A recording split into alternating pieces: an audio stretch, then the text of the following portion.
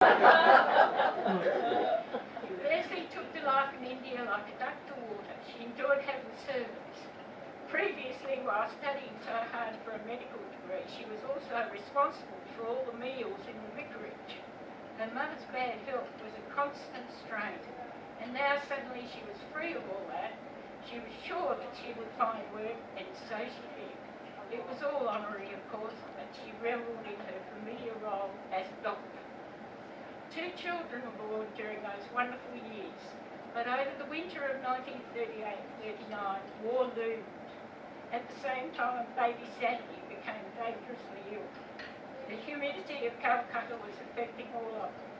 Then suddenly Donald was ordered to the Middle East and with the 8th Indian Division, and they decided to accept sponsorship to South Australia, offered by Leslie's Auntie Bertie. Donald departed for Khartoum, and Leslie and the children boarded ship which joined the convoy. The lower decks were packed with British regiments going to Singapore. Tragically, a year later, all of them ended in Japanese prison camps, whereas Leslie and the 2 children reached Adelaide safely on October 13, 1940. Auntie Gertie welcomed Leslie and the children very warmly. She was the widow of a well-known doctor, which meant she was able to introduce Leslie to other women doctors. It was suggested that Leslie offer her services to the Red Cross to carry out the collection of blood for the forces in charge of the blood transfusion service. She worked voluntarily for the Red Cross, but before long an army unit was formed.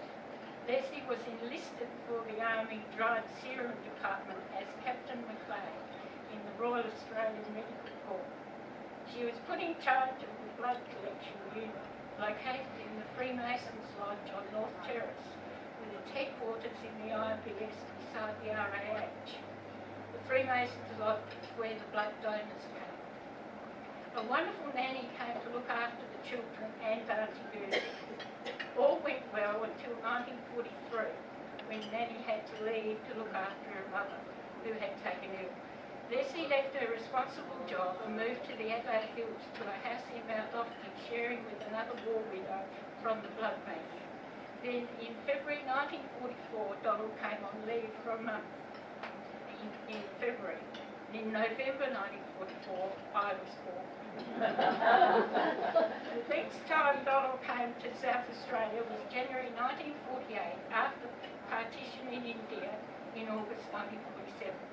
In the meantime, Leslie and the 3 children had gone to live in Victor Harbour, which was where he joined them. The Education Department advertised for graduates to train as school teachers, and that was what he did. He drove over to Victor Harbour every day to teach at the primary school, while Leslie went as his passenger to take surgeries with the local cancer practice. And at that time, she wrote a column for the Adelaide evening newspaper, The News, 3 times a week. In 1959, there was a problem back in England which necessitated Leslie and Donald going off by ship to find Leslie's brother. While in Manchester, Leslie went to see her old peer group from her medical student days. It was the very early days of television in England, and Harvey Flack, the editor of the British Medical Journal, was broadcasting a medical program on the BBC. It was very successful here, so he encouraged her to do the same when she returned to South Australia.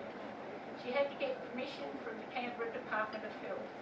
The programs on Channel 7 dovetailed with her newspaper articles.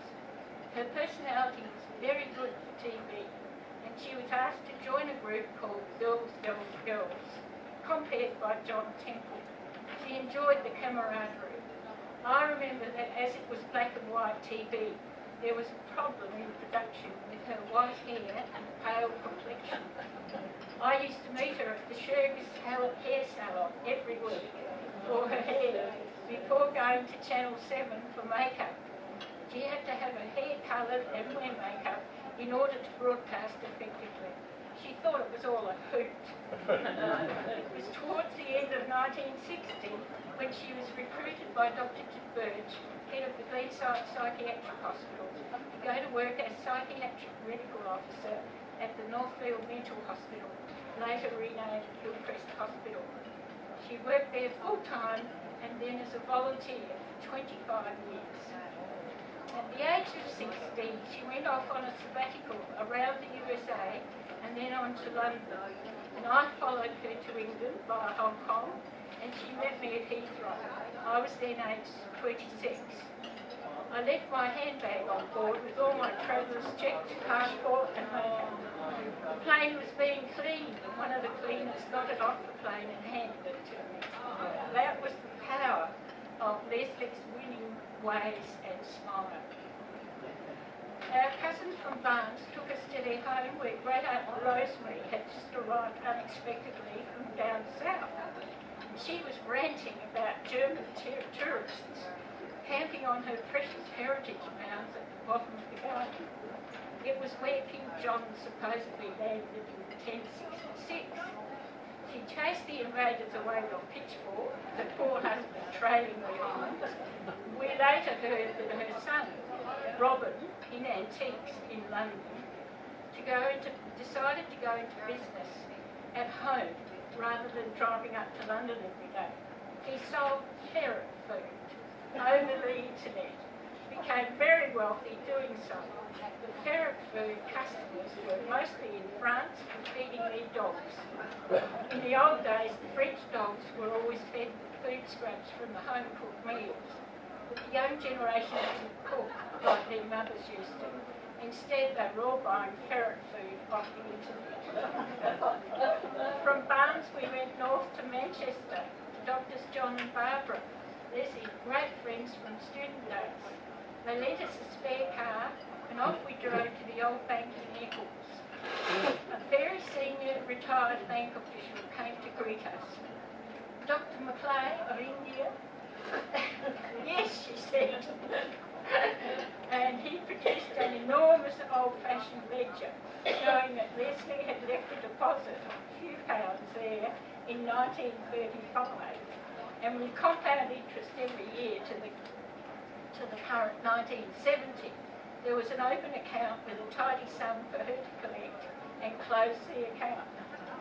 With these unexpected funds, Leslie decided that we had better go off and partake of a special luncheon and then drive through a lion park on the return journey. Back in Melbourne, I had met up with a tourist Mike. He phoned his brother Bill in Glasgow about me, so Leslie invited Bill and his flatmate Peter to go with us on the trip. Well, the hotel turned out to be a dreadful tourist trap. It had tartan wallpaper, tartan carpeted floors, inedible fish, all bloody in white flour, but glorious champagne. Leslie spied a big round Stilton cheese over on a corner table. It turned out to be soaked in port and was quite divine. We all got as high as kites, couldn't stop laughing about the whole situation. Leslie couldn't face the idea of the lion park, so she settled down into an armchair overlooking the nearby loch. We three set off, not really fit to drive, saw the lions, and then set off back home. Somewhere along the way, I remembered Leslie, and back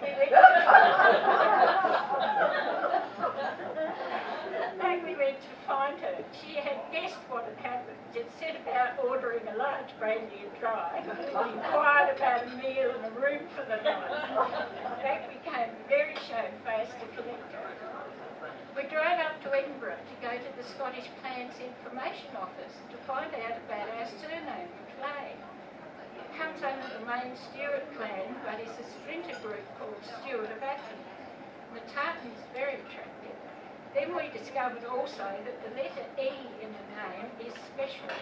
Historically, at the court of King James of Scotland, it denoted the apothecary who had charge of the leeches used on the sick and the ailing. We drove over to Liverpool to visit our dear cousins Jack and Dot, so that Leslie could invite Dot to fly off with us to the Shetland and Orkney Islands, to the land of the midnight sun. Leslie was intrepid. She investigated all the Neolithic and Viking ruins up there, including crawling through a tunnel into a Viking burial mound.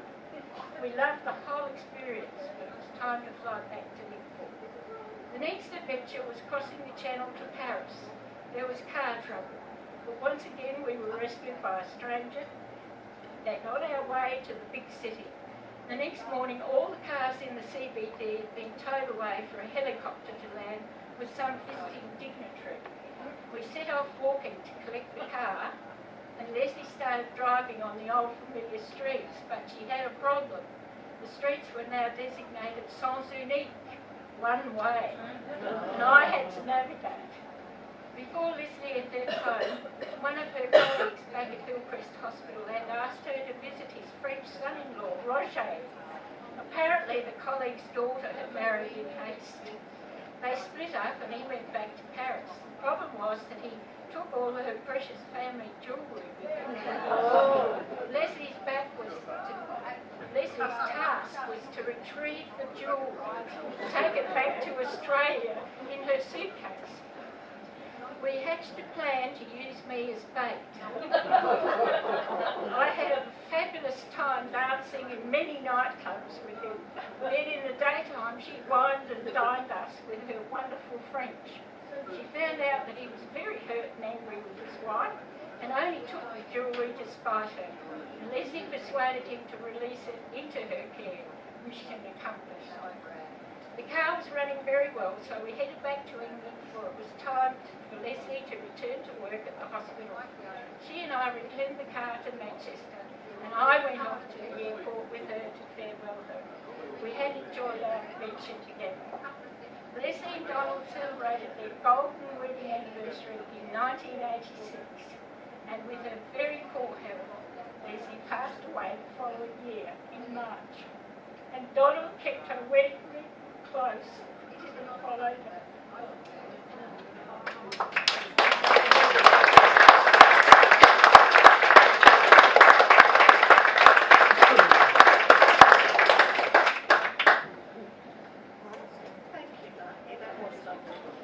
Well, I tried to keep it short.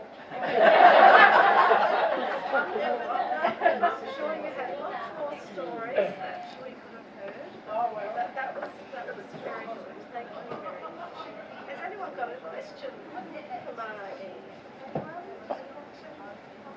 I haven't got a question, but I've got a comment. I've got the pleasure of being brother-in-law to Margie. But Leslie was extraordinary.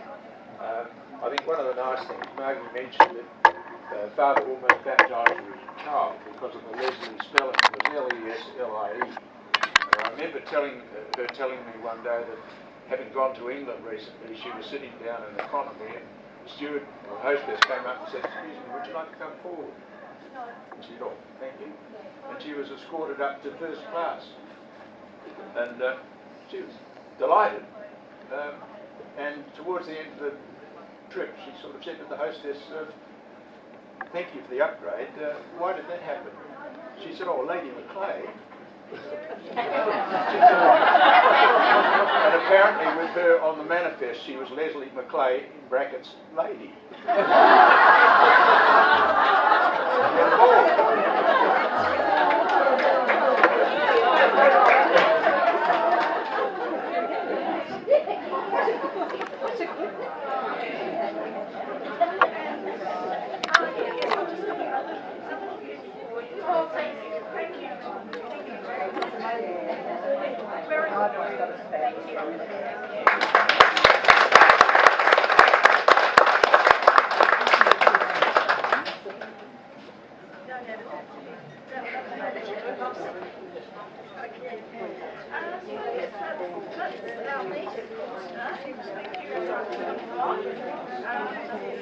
Okay.